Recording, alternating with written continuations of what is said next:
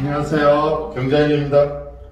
오늘도 그 세 명이 원래 리뷰를 해야 되는데 저희 경자인은 같이 하고 있는 최책임이 그 코로나 사태 때문에 지금 굉장히 많이 늘어나고 있죠. 그래서 제주도에서 지금 못 올라오고 있습니다. 그래서 불가피하게 저희 둘만 리뷰를 하고 있습니다. 오늘도 상당히 재미있는 보고서가 있어서 리뷰를 하려고 그러는데요. 언론에 이런 내용이 나왔습니다. 남한 벼락거지였나? 가구당 순사잔 5억이란 통계 반전. 이런 내용을 어디서 나왔냐면 이게 통계청에서 나온 보고서입니다. 통계청에서 나온 보고서인데요. 굉장히 재밌습니다.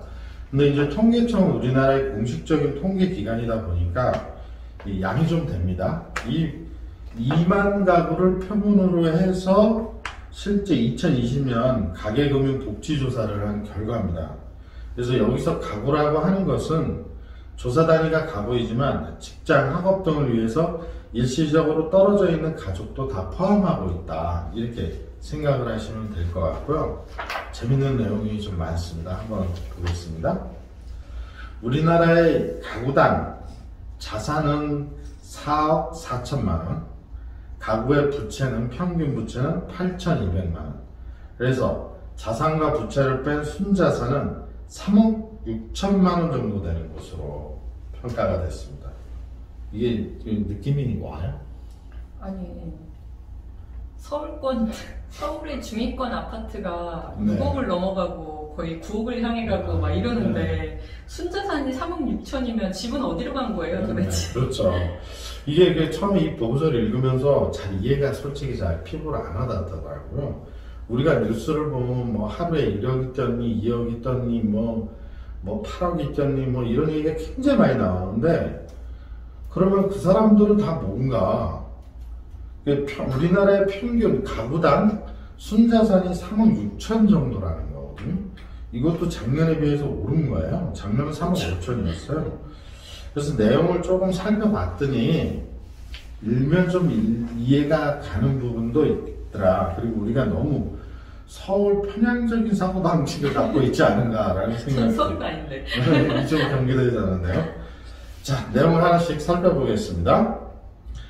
그 평균 자산은 4억 5천만 원에 부채는 8,200이라 해서 총 자산은 3억 6,287만 원 정도다. 아까 뭐 말씀드렸듯이 이 느낌은 오지 않지만 하여튼 조사 결과 그렇다고 하니, 그 다음에 평균 소득은 5,924만 원으로 약 6천만 원 정도 된다. 이게 제가 어떤 느낌이 되냐면요, 제가 여러 자료를 좀 살펴봤더니 6천만 원 정도면 괜찮은 거죠, 평균 소득이. 그래서 우리나라가 소득의 차이는 많이 좁혀졌대요. 그러니까 뭐 1억을 받는 사람도 있고 뭐 3천만 원을 받는 사람도 있지만 그 차이가 크지는 않대요. 근데 우리나라가 어떤 차이가 커졌냐? 자산의 차이가 커졌대요. 그러니까 예를 들면 2, 3년 전에 아파트를 산 사람은 벼락부자가 돼 있고, 그때 아파트를 안 사람은 지금 벼락거지가 돼 있는 거죠. 그래서 만약에 올해 기준으로 이게 2020년도 기준이거든요. 근데 언제 발표가 됐냐면 2020년 12월 17일 날 발표가 됐어요. 아마 올해 보고서는 차이가 좀 많이 나지 않을까. 그래서 이제 급여, 연봉의 차이는 크게 나진 않는데, 옛날보다 심하진 않는데 자산의 차이가 엄청 커지지 않았나, 이런 내용들이 보고서가 그 좀 말인즉슨 네. 연봉을 받아서 부동산을 한 사람과 아는 사람의 갭이 계속 커지고 있다는 거잖아요. 네. 그렇군요. 그러니까 부동산을 해야 한다는 결론으로 도달할 수 있을 것 같은데, 그리고 서울 안으로 들어와야 해요. 그렇죠. 인서울 해야 된다. 그리고 제가 제일 걱정인 건 자기가 어디 사느냐에 따라서 계층이 나눠지는 이런 사회가 되지 않을까. 사실 지금 그것도 이미 일정 부분 됐다고 봐야죠. 그죠? 그렇죠. 이미 나눠졌네요. 강남, 그죠? 강남은 그들만의 세계가 따로 형성되는 것 같고, 그 다음에 뭐 마포, 용산 이런 식으로 그 거주지가 어디냐, 그리고 그 거주지에 자가를 소유하고 있느냐, 이런 차이로 사실 그 사람의 계층을 얘기하는 차이가 되지 않을까 싶고요. 자, 아는 분이 한 분이 강남으로 이사를 가셨어요. 근데 이제 강남에 아주 오래된 아파트로 이사를 가셨거든요. 근데 모두 다 좋아하고 부러워하더라고요. 주변에서. 네. 그랬습니다. 근데 저는 강남에서 살고 싶은 생각은 없어요. 자, 누가 강남에 있는 집이랑 바꾸자 그러면. 바꿔야죠. 그럼 바꿔야죠. 그럼 당연히 바꿔야죠.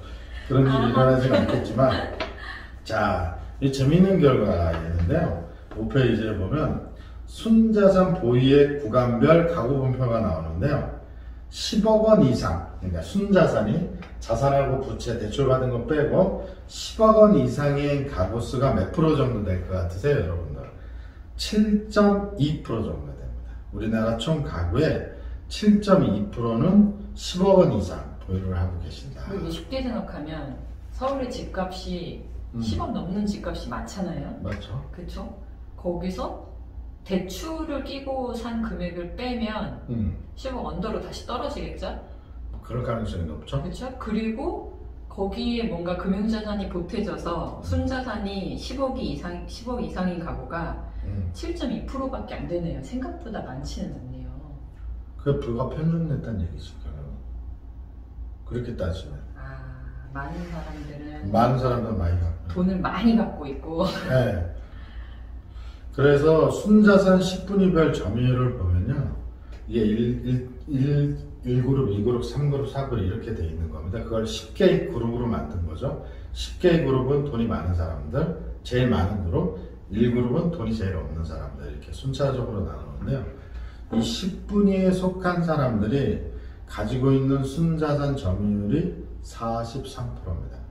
즉 우리나라 가구 수가 100개가 있으면 10가구에 해당되는 사람이 가지고 있는 돈이 전체의 43%라는 겁니다. 20대 80보단 낫네요. 그보단 낫지만 상당한 숫자고요. 구분이, 즉 전체 100가구 중에 20가구가 차지하는 비중을 다 합치면 얼마냐 하면 70%가 넘습니다. 전체 8분위까지를 합치면 8분위까지 합치면 다예요. 사실은. 그렇죠. 거의 대부분이네요. 부의 편중이 상당히 심각하다. 그리고 이제 이 분위라는 개념을 조금 이해하셔야 되는데 1등부터 100등까지 쫙 나래별을 시켜놓고 10분위 그러면 10개로 나눈 거고요. 5분위 그러면 5개로 나눈 겁니다. 그러면 소득 5분위별 순자산 보유액 및 점유율을 보면 이게 가장 현실적이라고 보여지는 건데요. 소득이 많은 1등부터 100등까지 쫙 세워놓고 그 중에 이걸 5개로 나눈 거예요. 그 중에 돈을 많이 버는 사람, 그 5개 중에 하나가 차지하고 있는 비율이 얼마냐? 금액으로 따지면 8억 정도 되고요. 그 다음 비율은 43% 정도 됩니다. 그러니까 소득이 높은 상위 20%가 네. 거의 절반 정도 되는 자산을 가지고 있고 그 순자산의 금액은 8억 정도 된다. 그러니까 그냥 아주 그냥 극단적으로 따지면 서울에 10억 원 이상 아파트를 갖고 있는 사람이 전체의 20% 정도 된다고. 그러겠네요. 그래서 나머지의 80%가 평균을 까먹어갖고 순자산이 3억 6천밖에 안 되는 거군요. 그러니까 언론에 나오는 대부분의 얘기는 결론을 이렇게 질 수 있을 것 같아요. 상위 20%에 해당하는 사람들의 얘기이다. 그렇네요. 좀 안타깝습니다. 여기에 포함돼야 되는데요. 그죠? 네. 서울에 일단 들어가야 되니까. 네. 여기에 보면 이제 소득이 증가하면서 여유자금이 발생했을 때 12페이지에 이걸 어떻게 운영하냐 이런 것도 되게 궁금하잖아요. 근데 보면 저축과 금융자산에 투자하는 비율이 반 정도가 됩니다. 47%. 그 다음엔 부동산이 24%. 이거 두 개 합치면 거의 75% 정도에 해당하시는 분들이 저축이나 부동산에 투자를 하고 계시고요. 금융자산에 금융자산에 투자하시는 분들 중에 선호하는 방법의 90%가 예금이고요. 이게 투자냐고요. 주식이 6.2%, 개인연금이 2.5%입니다. 그러니까 돈이 생겼을 때 금융자산에 투자할 때 거의 90%는 다 어디다 투자한다?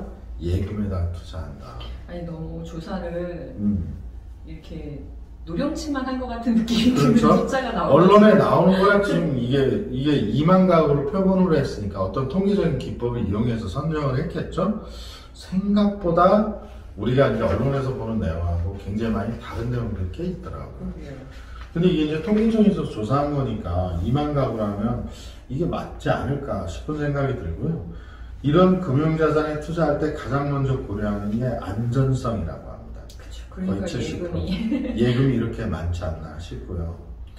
그 다음에 재밌는 보고가 하나 있는데요. 1년 후에 내가 살고 있는 주택 가격이 상승할 것이다, 하락할 것이다는 전망이 있거든요. 그러니까 1년 후에 내가 살고 있는 주택 가격이 상승할 것이냐, 하락할 것이냐 이걸 물어봤는데 상승할 것이다 라고 판단하시는 분들이 23%, 그 다음에 변화가 없을 것이다 43%. 좀 놀랍지 않아요? 그쵸. 옛날에 우리 지금 언론에 나오는 거 보면 맨날 뭐 몇 억씩 올랐네 이런 얘기밖에 안 하는데 되나 싶은데 네. 계속 오르고 상승한다고 평가하는 사람이 23% 정도밖에 안 돼요. 근데 모르겠다 이런 사람도 꽤 됩니다. 20% 정도. 모르겠다 아니야. 노코멘트 노코멘트. 그러니까 전체 자산 가구 중에 20% 정도가 상승할 거라고 생각하고 나머지 분들은 변화가 없거나 모르겠다 이렇게 생각하시는 것 같고요. 하락할 것이다 라고 생각하시는 분들은 13.5% 정도밖에 안 됩니다. 이래서 계속 수요가 생기니까 집값이 오르나 봐요. 그렇죠. 하락할 거라고 생각하는 사람 생각보다 많지 않은 것 같습니다. 그 다음에 14페이지에 보면 이런 부동산을 선호하는 상황이 나오는데요. 단독주택이 좋냐, 아파트가 좋냐, 주거용 건물, 비주거용 건물, 토지, 내가 선호하는 부동산을 보면 압도적으로 아파트가 높습니다. 아파트가 몇 프로냐? 거의 56% 정도 되고요. 그 다음이 단독주택. 그 다음에 아니 비주거용 건물. 비주거용 건물이네요. 이 56%는 집이 없어서 내 집 마련을 위해 아파트를 선호하고 여러 개 있어 아파트가 이미 그러면 이제 비주거용 건물을 선택하는 거니까. 그러면 결국 아파트를 갖고 있고 추가 투자 여력이 있다는 사람은 한 20% 정도 돼요. 3위 20%. 결국 20%는 숫자가 거의 뭐 이렇게 맞아져 가는 느낌이 듭니다. 그러니까 상위 20%만을 위한 사회가 되지 않았나. 그럼 2대 8 법칙이 맞는 거잖아. 뭐 그렇게 놓고 2대 8을 또 적용하면은 그렇죠.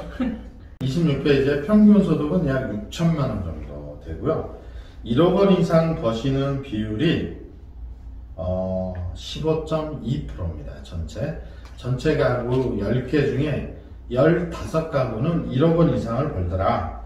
근데 1억 원 이상 버는 사람들의 45%는 그 세대주가, 가구주가 40에서 60세 사이이다. 뭐 당연히 그럴 것 같고요. 놀라운 결과는 29세 이하인데 1억 원 이상 버는 비율이 몇 프로가 될 것 같으세요? 1.8%입니다. 뭐 넉넉 잡아서 2% 정도 됩니다. 그러니까 30세 미만인데 1억 원 이상을 버는 분들은 약 2% 정도 된다. 어디 있는 분들인 건가요? 글쎄요. 얼마나 좋은 집중. 의사? 의사? 근데 의사는 30살 그러니까 30살 넘어야 의사가 될 수 있지 않나? 29세 이하에 뭘 해서 1억 이상을 벌까요? 궁금하네요. 그렇게 참 내가 그렇게 벌었으면 참 좋았을 텐데. 그러면 금방 은퇴했을 거예요. 맞아요. 그 시도별로 보면 자산이 아까 3억 6천이라고 했잖아요. 근데 이제 평균값 시도별로 보면 당연히 서울이 제일 높은데요. 서울이 얼마냐면 6억 7천만 원입니다. 당연히 그럴 것 같은 생각이 들고요. 그러니까 6억 7천, 자산이 6억 7천에 금융자산은 한 1억 5천 되고 실물자산은 5억 원 정도. 그러니까 이게 가장 언론에서나 여기서 나오는 그 내용이 아닌가 싶고요. 자, 오늘 리뷰한 보고서는 2020년도 가계금융복지조사 결과인데요. 결론적으로 얘기하면 연봉을 1억 이상 받는 사람은 전체 가구의 한 15% 정도 되고요. 근데 평균 급여는 가구당 보면 한 6천만 원 정도. 나쁘진 않은 것 같은데 순자산을 보면 약 3억 6천 정도. 3억 6천 정도면 우리가 언론에서 보는 거하고는 차이가 굉장히 크다. 이렇게 생각을 해볼 수 있을 것 같습니다. 어때요? 언론에서 보는 사람들은 상위 20%. 상위 20%는 상위 20%에 해당되는 사람들의 인생만을 보고하고 있는 거 아닌가 이런 생각을 좀 해봅니다. 자, 이것도 마찬가지로 밑에 더보기에 보면 링크를 걸어 드릴 테니까요. 거기에서 다운로드 받아서 한번 보실 수 있겠습니다. 자, 오늘 여기까지 하겠습니다. 감사합니다.